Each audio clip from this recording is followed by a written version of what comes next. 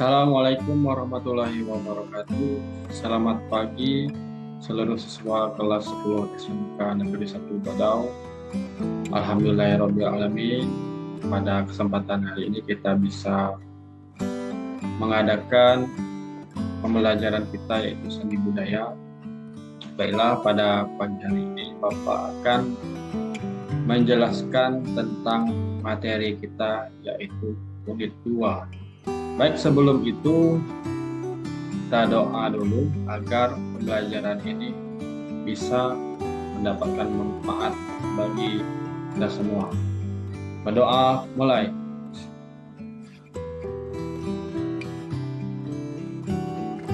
Berdoa selesai. Baiklah anak-anak, untuk menjelaskan materi ini Bapak akan menampilkan layar tentang materi kita.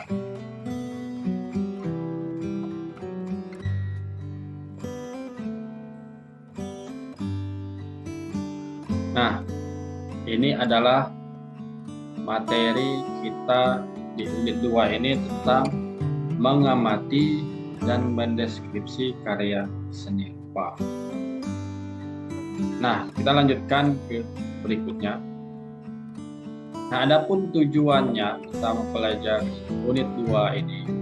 Yang pertama, siswa dapat mendeskripsikan karya seni rupa yang diamati. Kedua, menganalisis karya seni rupa menggunakan metode apresiasi seni berdasarkan hasil pengamatan dengan baik.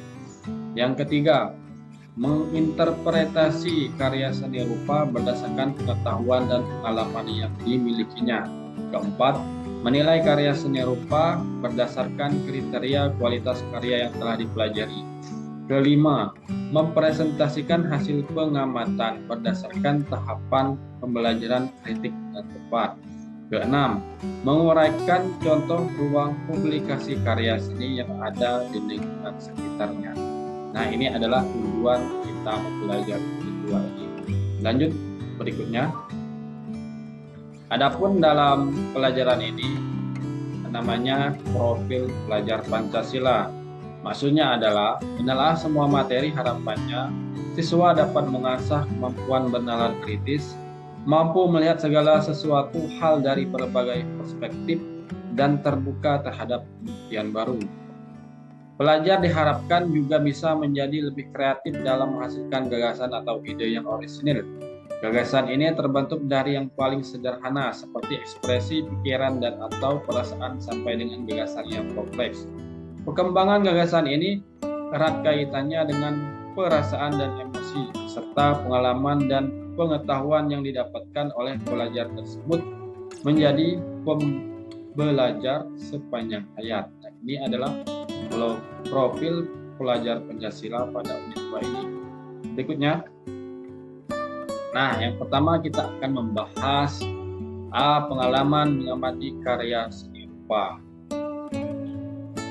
Semua orang tentu memiliki pengalaman dalam mengamati karya seni dalam kehidupannya. Berdasarkan pengalaman tersebut, setiap orang mendapatkan pembelajaran dari karya yang diamatinya. Pada sesi ini, siswa diajak untuk menceritakan pengalaman masing-masing dalam berdiskusi tentang pengamatan karya yang pernah dirasa memberikan dampak bagi diri sendiri maupun lingkungannya. Berikutnya. Kemudian B, mendeskripsikan dan menganalisis karya seni rupa. Nah, 1. Mendeskripsikan karya seni rupa. Mendeskripsi karya seni rupa terkait dengan mencatat dan memaparkan hal-hal yang dilihat secara visual. Hasil pencatatan akan diungkapkan melalui deskripsi lisan maupun tulisan. Hal-hal yang perlu diperhatikan saat mendeskripsikan karya seni adalah medium atau media yang digunakan, teknik, dan bahan. Contoh, jika siswa melihat sebuah lukisan kanvas yang menggunakan cat minyak, maka teknik yang digunakan adalah melukis dan bahannya adalah cat minyak dan kanvas. Nah, ini adalah contoh lukisan. Medianya adalah kanvas, yaitu berupa kain tebal yang warna putih yang dicampur dengan cat putih dan lem. Nah, ini adalah cat minyak, media yang dipakainya. Nah, di sini ada figura, yaitu bingkainya. Lihat bentuknya berupa buah-buahan di atas buah nampan. Kemudian sebelahnya unsur karya yang terlihat atau objek yang terlihat. Apa objek yang terlihat di sini? Kita lihat ada buah semangka, pisang, anggur, apel, dan jeruk ya. Nah, kemudian warnanya. Di sini ada hijau, kuning, merah, hitam, kebiruan, dan adapun backgroundnya. Nah, ini dalam mendeskripsi itu maksudnya kita melihat apa yang terlihat dari lukisan tersebut. Kemudian apa yang kita lihat itu kita buat semacam tulisan dan kita deskripsikan sesuai apa yang kita lihat. Oke, berikutnya. Nah, ini sudah Bapak jelaskan tadi, kanvas itu kain yang berlapis cat campur lem ya. Kemudian figura bingkainya cat minyak berwarna berbahan minyak. Kemudian unsur seni rupanya ada bentuknya tadi ya bentuk buah-buahan ya. Kemudian garis ini ada garis lengkung, garis lurus, dan garis berut lainnya, dan warnanya. Lanjut. Setelah mendeskripsi, kalian pada yang keduanya adalah menganalisis karya seni rupa. Menganalisis merupakan upaya mengkritik sebuah karya seni budaya. Analisis merupakan proses untuk mencari tahu lebih dalam tentang karya seni tersebut. Dalam menganalisis karya seni rupa, aspek konsep berkaitan dengan aktivitas pengamatan karya seni untuk menemukan sumber inspirasi, interest seni, interest bentuk, penerapan prinsip estetik, dan pengkajian aspek visual, seperti struktur rupa, komposisi, dan gaya pribadi. Nah, ini sedikit berbeda dari deskripsi. Kalau menganalisis, dia harus lebih dalam lagi. Lanjut. Nah, adapun metode kritik dalam mengapresiasi karya seni rupa ini menurut Chapman, ini orangnya, tahun 1978. Yang pertama, metode induktif. Maksudnya adalah mencakup langkah-langkah antara lain, mendeskripsikan ciri-ciri pokok hubungan antar unsur-unsur, mengamati kualitas parsial dan totalnya, mengamati aspek yang digambarkan atau ditunjukkan, menafsirkan gagasan, tema, dan kualitas yang ada dalam kerangka yang akan diungkapkan, dan membuat pertimbangan-pertimbangan atau suatu penilaian. Berikutnya, metode deduktif. Metode deduktif mencakup langkah-langkah antara lain, yaitu memilih kriteria yang akan digunakan, menelaah karya yang akan kita hadapi dalam rangka mendapat petunjuk apakah aspek yang telah ditentukan ada atau tidak, atau menentukan sampai sejauh mana kriteria itu terpenuhi, buat pertimbangan atau suatu penilaian. Metode selanjutnya, metode empati.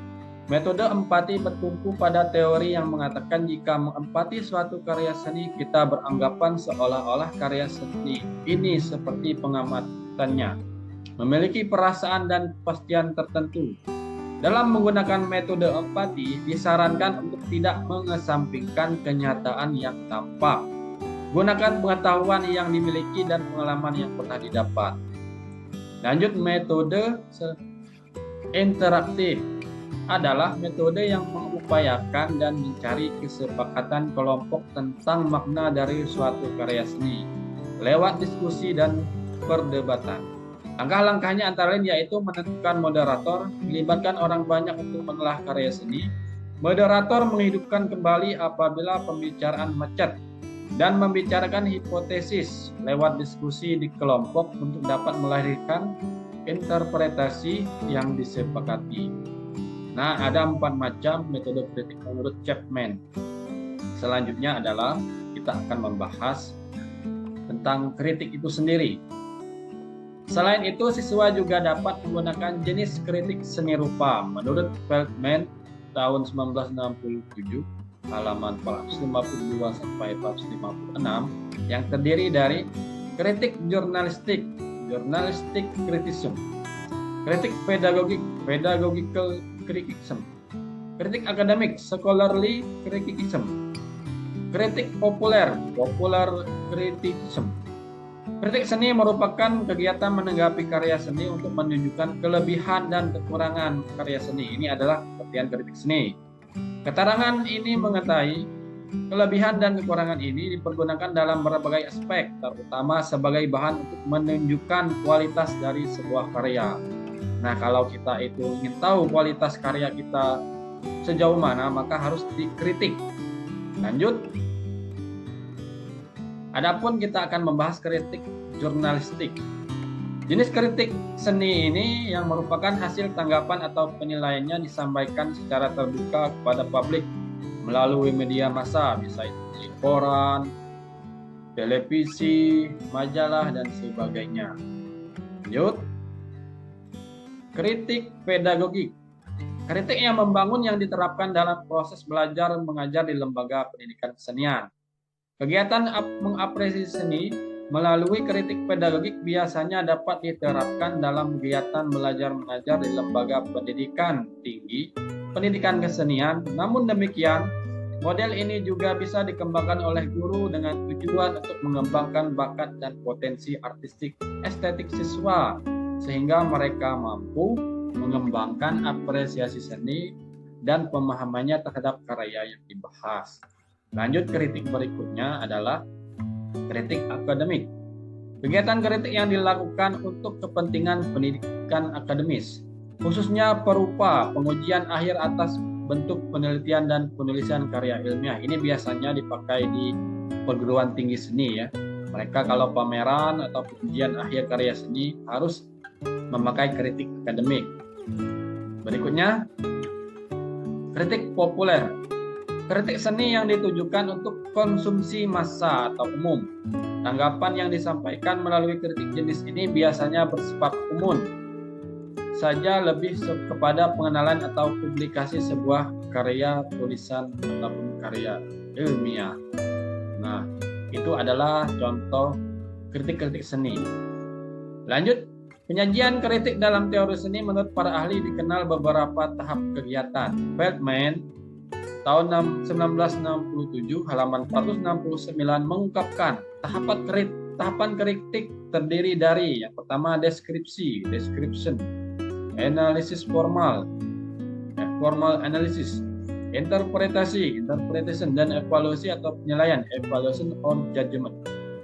Sementara itu, Barrett 1994 banding 16 menyoroti hal tersebut dengan istilah fungsi kritik seni sebagai the description, interpretation, and evaluation of new art. Nah, ini antara Barrett dan Feldman sedikit berbeda, tapi arahnya sama ini. Lanjut.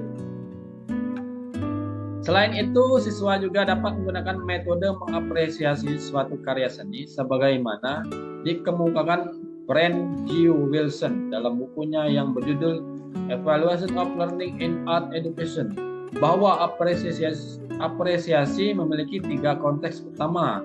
Yang pertama,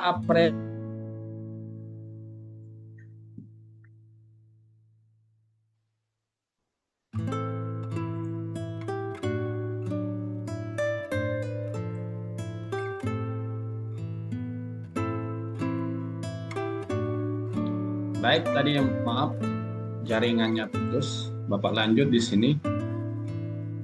Apresiasi empatik, menilai atau menghargai suatu karya seni yang dapat ditangkap sebatas indrawi saja. Kemudian apresiasi estetis, menilai atau menghargai suatu karya seni dengan melibatkan pengamatan dan penghayatan yang dalam. Kemudian apresiasi kritik, menilai atau menghargai suatu karya seni dengan melibatkan klasifikasi, deskripsi, analisis, tafsiran, dan evaluasi. Nah, ini contoh menurut Wilson ya. Lanjut. Proses pembelajaran apresiasi seni dapat dilakukan melalui metode dan pendekatan seperti dikemukakan oleh Sachman tahun 1993 halaman 143, Sudarso tahun 1990 halaman 83 sampai 84, yaitu sebagai berikut. A. Pendekatan aplikatif. Pendekatan ini dilakukan melalui proses penciptaan seni secara langsung. Hal ini sejalan dengan ajaran Dewey, learning by doing. Kemudian B. Pendekatan historis. Ditempuh melalui pengenalan sejarah seni, penciptaan demi penciptaan, peristiwa demi peristiwa yang masing-masing memiliki problema sendiri, dibicarakan dan dibahas secara urut. Yang C, pendekatan problematik, menyoroti masalah serta liku-liku seni sebagai sarana untuk dapat menikmatinya secara semestinya. Kemudian deretan problem-problem senilah yang harus dibahas satu persatu. Lanjut. Menurut Subandi, ada beberapa model pembelajaran apresiasi di antaranya. Yang pertama, model pembelajaran apresiasi seni melalui karya reproduksi, atau singkatannya SMKR. Kedua, model pembelajaran apresiasi seni melalui media film, ASMMF. Model pembelajaran apresiasi seni melalui pameran sekolah, ASMPS. Keempat, model pembelajaran apresiasi seni melalui kunjungan ke museum, ASMKM. Lanjut, model pembelajaran seni apresiasi seni melalui presentasi pengalaman berkarya, ASMPBB. Lanjut, model pembelajaran apresiasi seni melalui artis talk seniman, AMATS. Model pembelajaran apresiasi seni melalui telaah karya, SNTK. Model pembelajaran apresiasi melalui kritik, Wachowiak dan Clemens. Model pembelajaran apresiasi seni melalui praktek studio kritik seni, SMPSKS. Nah, ini kita bisa memilih metode mana nantinya kalau kita ingin belajar apresiasi seni. Biasanya kalau di sekolah itu melalui media karya reproduksi, bisa juga melalui pameran sekolah ataupun kunjungan ke museum dan sebagainya. Lanjut. Nah, di sini berdasarkan beberapa metode dan langkah di atas, sebenarnya bentuk pembelajaran apresiasi terdiri dari dua jenis kegiatan, yaitu yang pertama apresiasi pasif. Ini maksudnya kegiatan menonton dan menikmati tanpa memberi umpan balik untuk wacana seni rupa. Ini kita hanya sebagai menonton, melihat saja tanpa memberikan suatu penjelasan baik melalui tulisan ataupun lisan. Kemudian kedua, apresiasi aktif dapat dilakukan melalui beberapa alternatif kegiatan sebagai berikut. Yang pertama, kegiatan diskusi terarah. Kedua, pengembangan wacana.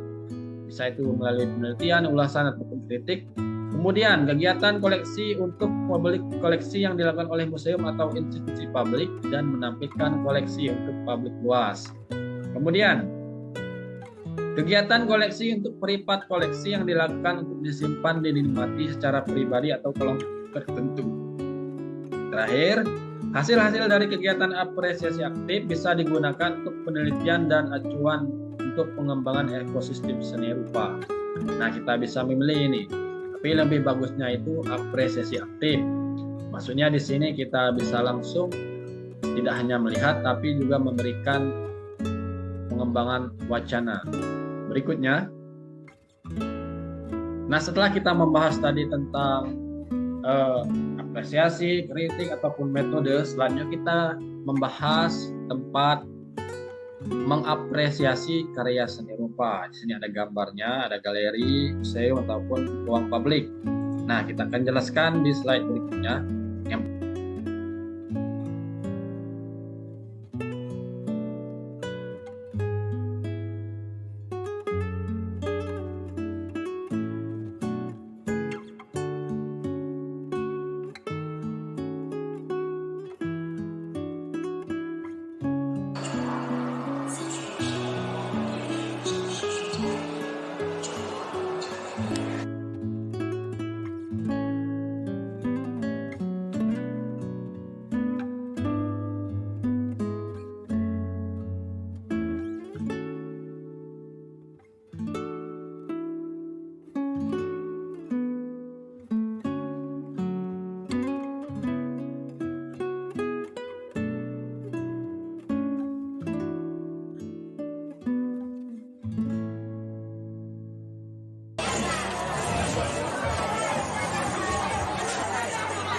SMK Negeri 1 Tanjung kembali menggelar pameran karya seni rupa. Pameran digelar di Sanggar Seni Sekolah dari 30 September hingga 1 Oktober 2019. Pameran ini merupakan yang kedua kalinya diselenggarakan pihak sekolah. Dalam pameran ini menampilkan berbagai produk karya seni yang dihasilkan para siswa di kelas 10. seperti karya seni berupa poster, lukisan 2 dimensi, 3 dimensi, kotak perhiasan, aneka pernak-pernik, dan seni rupa lainnya. Koordinator Pameran Seni Rupa SMK Negeri 1 Tanjung, Vivi Herdayati Ningsih, mengatakan pameran ini sebagai wujud apresiasi pihak sekolah terhadap kreativitas seni siswa, khususnya seni rupa di mata pelajaran seni budaya. Jadi kami mengambil tema untuk seni rupa karena sudah 2 tahun berturut-turut ya Bapak Heru dan Ibu Ipit, kita sebagai guru seni budaya melaksanakan pagelaran pameran karya seni rupa. Ini merupakan program tahunan dari kurikulum 2013 SMK Negeri 1 Tanjung, khususnya dalam mata pelajaran seni budaya, dalam rangka mewujudkan apresiasi karya seni rupa dari siswa-siswi SMK Negeri 1 Tanjung. Jadi untuk produk unggulan itu sebenarnya tidak kita presentasikan di sini ya Bapak Heru dan Ibu Ipit. Hanya saja kami ingin mengapresiasi hasil dari karya siswa-siswi SMK 1 Tanjung dalam wujud seni rupa. Salah satu peserta yang karya seninya turut dipamerkan adalah Muhammad Sulaiman. Siswa kelas 10 jurusan Desain Komunikasi Visual ini mengaku bangga karya seninya dapat tampil di pameran. Pasalnya melalui pameran ini dirinya bisa menyalurkan bakat dan seni yang digeluti selama ini. Acara seperti ini karena bisa meningkatkan kreativitas siswa-siswi SMK 1 Tanjung, khususnya yang menyukai seni, lebih meningkatkan kreativitasnya, bisa menumpahkan hobi-hobinya dalam kegiatan ini. Kegiatan yang berakhir 1 Oktober ini diikuti siswa kelas 10 yang terdiri atas 26 kelas dari 8 jurusan. Pasalnya mata pelajaran seni budaya hanya diperlakukan untuk kelas 10. Purnamasari TV Tabalong melaporkan.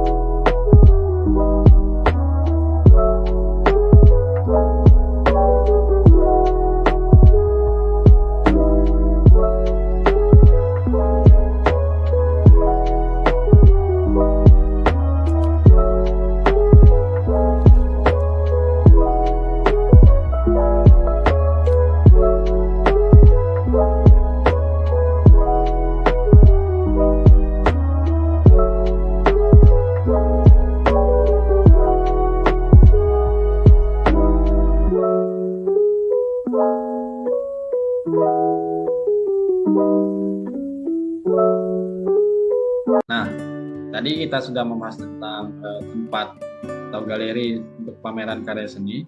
Selanjutnya di cara mengapresiasi karya seni rupa.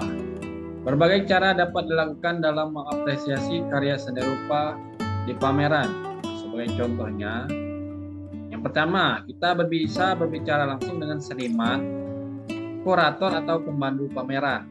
Kedua, mengikuti tur galeri dan mendengarkan penjelasan atau membaca penjelasan dari setiap karya seni yang dipamerkan. Tiga, tidak menyentuh karya kecuali diperkenankan. Keempat, membagikan wawasan dan apresiasi dalam berbagai bentuk contoh media sosial. Bisa itu Facebook, WA, Instagram. Kelima, mematuhi peraturan-peraturan yang diberlakukan di ruang pameran. Di setiap ruang pameran tentu saja memiliki peraturan yang berbeda-beda. Sebagai contoh, peraturan atau tata tertib yang diberlakukan di Galeri Nasional Indonesia. Ini adalah contoh tata tertib galeri seni. Jadi pada saat kamu mengunjungi sebuah galeri seni, yang pastinya di dalam ruangan tersebut dilarang merokok. Dilarang kita itu menyentuh karya seni, baik karya 2 dimensi atau 3 dimensi. Kemudian dilarang memakai jaket, dilarang membawa tas, dilarang memakai topi dan kacamata hitam, dilarang membawa hewan. Selanjutnya dilarang menggunakan flash kamera. Pada kalian itu memotret kamera, jangan menggunakan lampu flash. Kemudian dilarang membawa makanan dan minuman. Dilarang menggunakan flash kamera handphone, sama ya. Kemudian dilarang menggunakan tongsis atau selfie stick.